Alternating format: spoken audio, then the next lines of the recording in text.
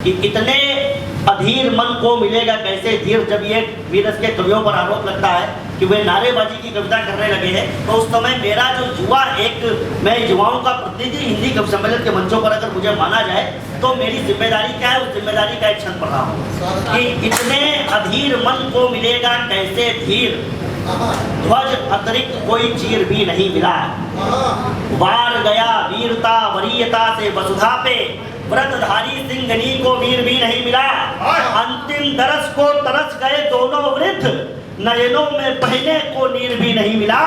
ओ हाय वो माँ रोए भी तो किससे लिपट कर, जिस माँ को बेटे का शरीर मिला।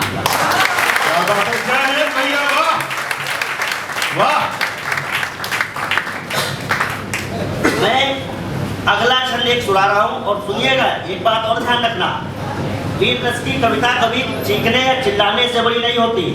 अभी तक पूरे इतिहास में वीर रस की कविता जो सबसे बड़ी पढ़ी गई वो पढ़ी किसने? पृथ्वीराज के साथ में चंद्रबरदाई ने, और वो उनके कान में पढ़ी। 4 बार 24 गज अंगुल अष्ट प्रमाण, ता ऊपर सुल्तान है मत चूको चौहान। अगर यही बात चंद्रबरदाई चिल्ला करके कह देते तो गौरी कभी मारा नहीं जाता। क्या बात है, बड़ी बात कही थी। मैं शांति से पढ़ रहा हूँ, अभी तक वो वातावरण बना नहीं है जिसमें वातावरण में पढ़ने का आदि हूँ। एक क्षण और पढ़ रहा हूँ, मुझे पता है जब करुणा की बात करूंगा तो आपके हाथ कहाँ तक पहुंचेंगे, किस तरीके से आपका समर्थन मिलेगा। एक सर देखा हुआ दृश्य है, नाम भी राकेश था बलिदानी का, और जब पुलवामा में बलिदान हुए उनकी पत्नी गर्भवती थी, डिलीवरी का समय था, कोई सदमा न लगे इसलिए उनके ससुर ने उनको बताया नहीं कि तुम्हारे पति शहीद हो गए हैं। मैं सोच रहा हूँ एक ऐसा बच्चा जो अभी धरती पर आने वाला है, उसे ये पता नहीं है कि उसके साथ उसके पिता हैं या नहीं। गर्भवती को पति की मौत का पता ही नहीं, पिता द्वारा पुत्र शोक मार लिया जाएगा। विधवा को सधवा बनाए रखना कठिन, किंतु नियति को भी स्वीकार लिया जाएगा। माँ और बच्चे पे क्या बीतेगी ये सोचिएगा।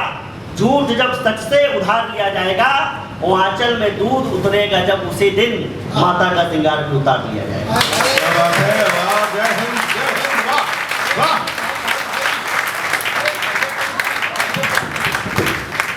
सैनिक के साथ केवल उसकी बंदूक और वो नहीं लड़ता, उसके साथ उसके माता पिता का आशीर्वाद, बहन का प्यार और पत्नी का प्रेम भी चलता है।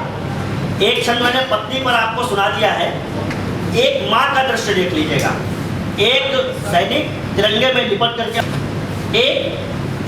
लिपट करके एक शव अपने घर के आंगन में आया है। तो यहाँ माँ ऐसी थोड़ी होती है, माँ जब बलिदानी होती है तब बेटा बलिदानी होता है। तो माँ कहती है उस बेटे के मर्द शरीर से वो बात कर रही है, बेटा युद्ध में तो दोनों तरफ के सैनिक बलिदान होते हैं, तुमने ऐसा क्या किया है कि मैं तुम पे गर्व कर सकूं।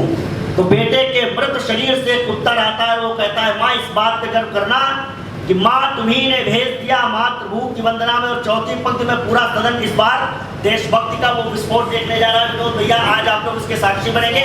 मुझे पता है जो अपने सैनिकों को प्यार करते हैं वो देश से बहुत ज्यादा प्यार करते हैं कि माँ तुम्ही ने भेज दिया मातृभू की वंदना में, कम पन्ना धाय से ये बलिदान नहीं है। निज प्राण नए निज लाडले के देखकर सिंघनी के रोने का कोई विधान नहीं है। ये तिरंगा सीमा पार फहरे न तब तक, पीछे आना सैनिक की पहचान नहीं। और बेटा उत्तर दे रहा है अंतिम पंक्ति में कि ये तिरंगा सीमा पार फहरे न तब तक, पीछे आना सैनिक की पहचान नहीं है। और यूं तो मेरी देह पर घाव है 1000 किंतु पीठ पर मेरी एक भी निशान नहीं।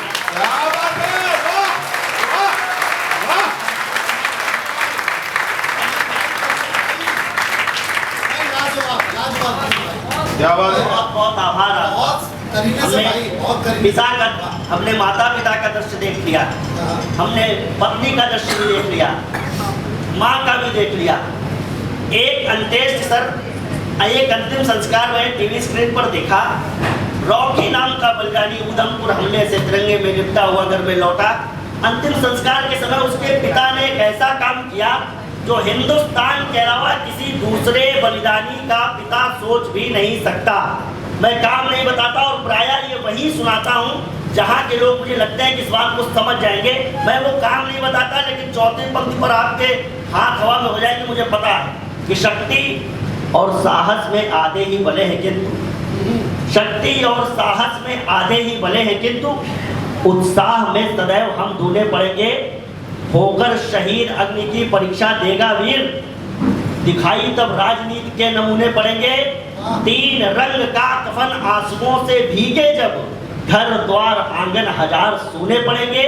और पिता को पता नहीं था पैर छू के जाने वाला, लौटेगा तो उसके ही पैर छूने पड़ेंगे।